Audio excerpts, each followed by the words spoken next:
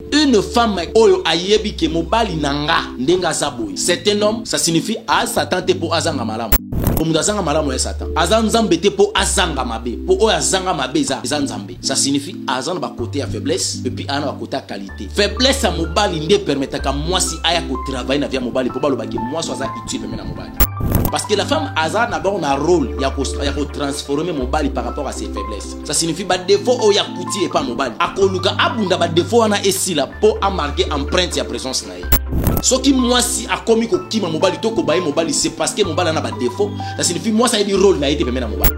Pour le point mo ozaki capital obéza na base mususu na âge à 30 ans a balate en non normal. Quand mususu eloko ça ka balate c'est parce que leur ils a makila mo za ka vandi. Est-ce que vous avez vu que le secret même de la réussite de la personne, n'importe Daniel, roi Baleka qui béni. Au monde qui n'importe quoi, qui n'a beaucoup Babylone. Banzambe à ma bé, Banzamba qui est béni. Donc, les acquis qui a l'issoum. L'issoum a l'air opprimé. Mais tant que le roi de Bukanga qui est beaucoup dans nos ordres, tant que vous voyez, et puis, chrétien n'a pas dit. Alors, puis, vous avez un jeune homme, et puis, un sang royal. Je vais travailler avec eux. Donc, les gens qui ont Daniel, parce que le son, ils ont coulé à Daniel. Ils ont dit qu'il a roi. À peine oui. Dans Ézéchiel chapitre 3, verset 20. Dans Isaïe, si injuste est le détour de sa justice, éternel Dieu me dit devant nous et il pourra. Ce qui a évité des cas au ce qui a évité des gens qui ont été là-bas. Ce qui n'a pas fait oui. La zipi. La seule chose ça va. Tu n'es pas de quoi on a peur de ça, on a peur. Mais t'as rappelé, mais tu m'as fait. T'as rappelé ça sonomie. Il y a quoi y a permettant entre les mariés, les mieux ça madame bon. Ah c'est tout à fait non. C'est un acte d'abomination. Aïe bien. Ça dans le chapitre 1er parce qu'il y a commerce traité mais à ça. Il y a tout ça là. Avant de sa mère limite fait ça le lot dans un négation. Bonjour, bonsoir mesdames et messieurs, soyez les bienvenus dans cette émission tribunal présentée par monsieur le juge en personne. Merci notre très cher abonné d'être scotché en train de nous suivre partout à travers le monde. Je vous dis un grand merci. Continuez donc de vous abonner sur cette chaîne Évangéliste Elonga Sagesse Télévision TV.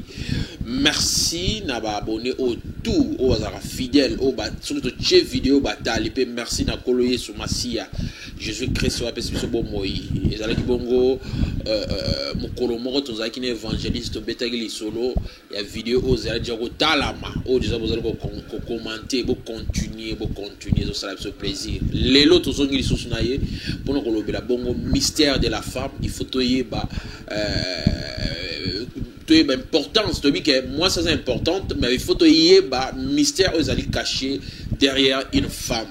Voilà, trop solo la lelo naie ensemble vous allez nabiso bolongwate bo activer forfait na bino to solo là des alara toujours bon merci na yo Jires, merci na Fabien Poyi na compte réalisation. L'homme de Dieu, je vous salue. Bonjour monsieur le juge. Bonne santé. Plaisir à écouter c'est très important parce que Bananzam a besoin de édifier ces derniers temps. Diable a combattre Moussala Nzambe quoi. Habiter un mot et puis prière pour te bon. Restez branchés, essayez un peu de signaler les autres que nous sommes là. Très bien. Pourquoi pas de partager, de liker, ceux qui s'abonnent, qui s'abonnent. Je pense que ça sera encore une bonne chose pour aux la notification à chaque fois.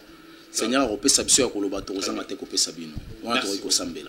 Merci. Éternel Dieu, Jésus-Christ de Nazareth, merci pour la grâce, merci pour l'opportunité que tu nous as accordée. Que ton nom, Seigneur Jésus, du début jusqu'à la fin, gloire n'a eu s'est manifestée par l'aide de l'Esprit de Dieu, par le nom puissant de Jésus-Christ. Nous avons aussi prié. Amen. Amen. Voilà, prière beaucoup c'est, mais prière est lengi. Nzambe akumisama. L'homme de Dieu, mais quand on peut expliquer biso parce qu'il est vraiment vraiment trop n'a pas pensée divine. Mais quand on peut expliquer biso pourquoi nous avons dit que mobali pour que les gens vivent au scandale ou les gens vivent à côté de la base. Pourquoi il a vu bon créer une femme? Déjà, moi si ça très utile pour la mobali. Donc mobali cause la yemo kon scandale il y a que ça les belé. Comment ça? Parce que quand tu lis la Bible dans le livre de Genèse chapitre 2, à partir il y a 16e verset, au moment où éternel Dieu Bible de Dieu. Et éternel Dieu ordonna à l'homme manger librement des fruits de tous les arbres du jardin. 17. Sauf du fruit de l'arbre du choix entre le bien et le mal. De celui-ci, n'en mangez pas, car le jour où tu mangeras, tu mourras. N'est-ce pas? À partir 18, l'Éternel Dieu dit, il n'est pas bon que l'homme soit seul. Kolo atali pena na sali mokili. Na sali nyoso. Mais na nyoso na sali biloko lokola ba nyama. Na sali ba nakeli ba nyama, na zali si ba nyama na bozali sinanga bonzambe. Ya mwasi na mobile pour ba se multiplier afin que sur la terre.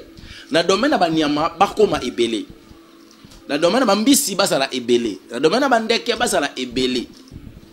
Tango sali mobile atiena mabele na bonzambe na monike eza bien te mobali azala ye moko. Encore ezaki na posa ya multiplication et la cultivation de la terre. La terre devait être cultivée par l'homme et l'homme il devait se procréer. Or le secret de la procréation nzamba tchaka ngokati ya mobilité. Ndetango kitana 18 aussi à 18 bibelobi 19 nango bibelobi.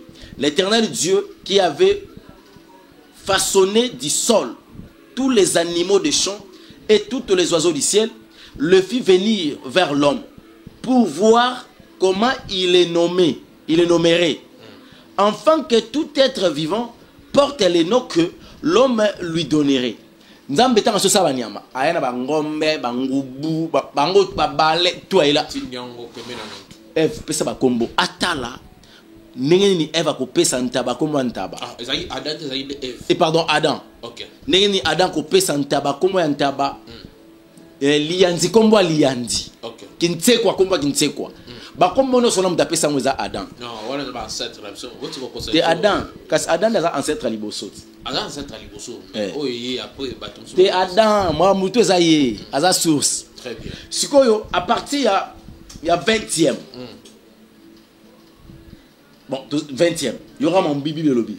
L'homme donna donc un nom à tous les animaux domestiques et tous les oiseaux du ciel et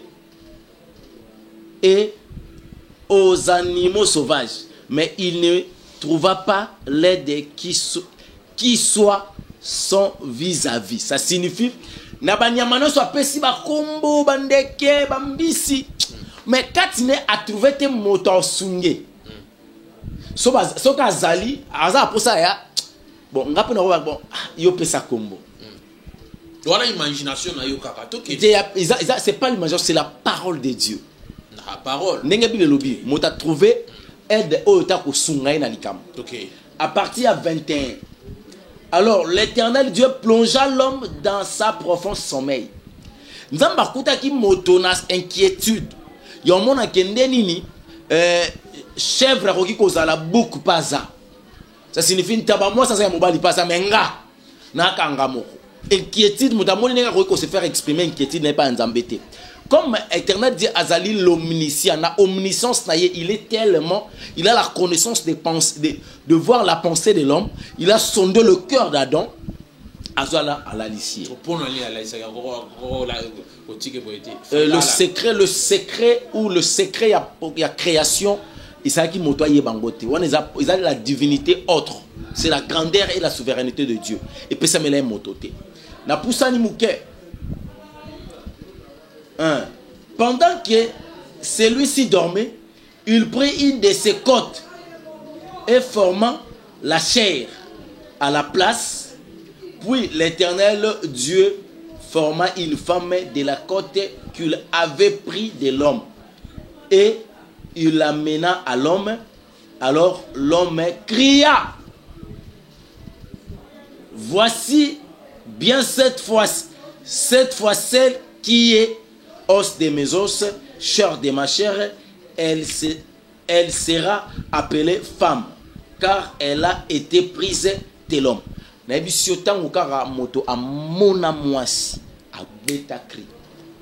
Alors, cette fois-ci, par rapport au namonaka, parce que cette fois-ci,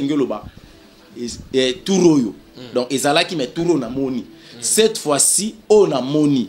par rapport à banyama, par rapport à bandeke, par rapport à bambisi na moni oyo aza penda musuni lokwa musuni nanga aza donc aza na mukuwa lokwa mukuwa nanga donc oyo kombo na ye femme donc même poto benga Ève toloba c'est une femme, c'est Adam nazali auteur ya lisolo wana tango amoni esengo oyo Adam azwa na vie par rapport ya jardin d'Éden. Ils ont esengo moko te ekokana esengo ya kozala pembeni ya mwasi. Merci. Donc mobali la joie d'un homme c'est sa femme. Le femme. Plus beau cadeau de l'homme sur la terre c'est la femme. Ah on le plus beau cadeau. Mais c'est la femme on a na base il y a destruction ya l'église. Il y a ministère il y a nzambe. Tala ba pasteur belé ba ko na libonge à cause ya kindumba, à cause ya basi et belé va reprocher à cause ya basi. Est-ce que vous pensez que Bible, bien que l'opinion sur l'obiwana, mais la femme, elle est aussi la cause principale? Non, non. La femme n'a jamais été la cause. La sémence et impudicité, quand à mobile, n'est la cause. Moi, tout ce que je sais, c'est que yo la sémence et impudicité au coin. Problème, c'est que mi bali ba impudique. Occasion de quoi bandé kozati on va savoir quoi yate quand l'occasion se présente à quoi il le diable savait que la femme est le être moko qui toque pour la divinité parce que entre la femme et l'homme la personne qui est sensible pour la divinité et ça comme moi aussi on est à sous secret mususu yango moni Satan comprenait que son abina les canadiens mobile n'a pas été. Très bien. Parce que l'homme ndé muto aliboso azwa mobile mutayebis Adam debsa Ève que mbuma wana ya nzete wa to liate to simbangote ko la pesa nga ordre. Tant ko la pesa ordre na moi ça s'arrête. Donc mobile a pesa moi si instruction. Satan comprend que le lenge nzamba lobela ki Adam. Écoute ya nzambe aggraver lo ko wana kata Adam. Adam son et simbati. Je dois passer par la femme. Parce que à côté qui moi si que l'esprit d'une femme a une facilité à cause elle a nzambe lo lenge sengeli et puis à cause elle a Satan lo lenge sengeli parce que la femme a sensible dans sa spiritualité. Aleki na nzela ya ruse et à serpent à séduire la femme. Mokili c'est vrai et koufi na nzela moi si. Mais le monde a été sauvé par la femme. Jésus-Christ de Nazareth, il a regardé que pour moto azala moto et senga semence ya mobali ekota kati ya mwasi. Pour mokili ezala sauver et senga semence ya bonzambe pe ekota kati ya mwasi sans que za semence ya moto. Yango moni Christ akota ki à travers la femme na voix ya oreille. Gabriel aye à lobby. Or la parole s'est fait chair. Il a fallu moi si ayoka liloba pour moi si amema zemi ya parole enfin kabimisa la parole et là tanzoto Jésus-Christ pour sauver le monde. Donc à travers la femme, le monde a été sauvé. Contact qui a marié pour Jésus-Christ à Zoazim. Tu dis que moi, sinon, je vais faire ouais. Marie a eu ça à travers la foi. C'était tout ça la média. Il faut répondre à tout. Mais à travers la foi, ange abîmé. Scientifiquement, on va prouver qu'ils sont montés. Maramboyer sous Christ sur la terre, les chrétiens ont créé, ils ont scientifiquement parlant. C'est pour ça que les baboyés. Bah, raison parce que c'est la démocratie de la pensée. Nous devons moi je à moi Jésus. Alors que mes brebis reconnaîtront ma voix. Bah oyo kangote ba comprendre ngote ba na raison parce que baza na kati ya berger. Tout dans la Bible. Et belé le comme la philosophie balobi que l'homme a été tiré dans ma belé poussière. Et belé balobi que moto abima na épée boy ba autant na poussière. Version nini exactement au bat bokoka. La philosophie de l'homme et la pensée divine la pensée excellence divine de Dieu ezaka na kati ya bokeseni. Moto soko abima boy l'apparition de l'homme parce que éternel Dieu parce que la Bible dit que les aïeux de génération à au botabatu ya on a biso bokili bali na Adam na Ève moto Nzambe a existé avant le commencement et il sera après la fin. Ce que Nzambe a créé qui Adam la poussière toi créé qui maman boy. Écoutez, Nzambe a formé moto na mabele et keko oyo simbi microze keko basala ngo na mabele o basalela et keko pesa na mabele Afrique. Ah tous en a combien de races dans mon kili? Ma belle Afrique. T'es zéland toi. Ma belle Afrique. Limbi sana toi mutuna. Toi on a combien de races dans mon kili? Ba race est belle. Toi on a jaune, toi on a rouge, toi on a blanche et puis toi on a noir, n'est-ce pas? dans le cas Congo ah ton mabela rouge ezali ton mabela jaune ezali ton mabela pembe ezali ton mabela noir ezali ininyo lo bagi mutauta yo tamboli mokili mobimba évangéliste omonika mabele wana ezaka awa na ngona bisolo moko na tamboli mokili mobimba te mais mikila mindele plus ya ba neige Afrique pe mingi ya biso kotonde na kuti makambo wana ngasi na telemaka na zamba lusisila moko mususu boy na mona bnaye awa zelo pembe awa na telemi mabela noir mais na mona zela pembe na moni zela jaune kuna moni mabela bikeko pena bo ya rouge abi oh. Donc ça c'est les blancs oh wana des aba jaune oh wana ba rouge dans ba allemand anga yeyo donc on peut sur conclusion que nzamba sala ce qui coûte au but que sur les plans scientifiques au monde qui mukile bandana en Afrique scientifiquement parlant. Et pourquoi ils sont pauvres? C'est parce que va rejeter Jésus-Christ de Nazareth. Va rejeter Jésus-Christ de Nazareth sous l'ignorance. Tant que Mundele a découvert Christ à Bisso, Mundele a falsifié Christ. Aïe biso Maria lo sako na makomi ezate.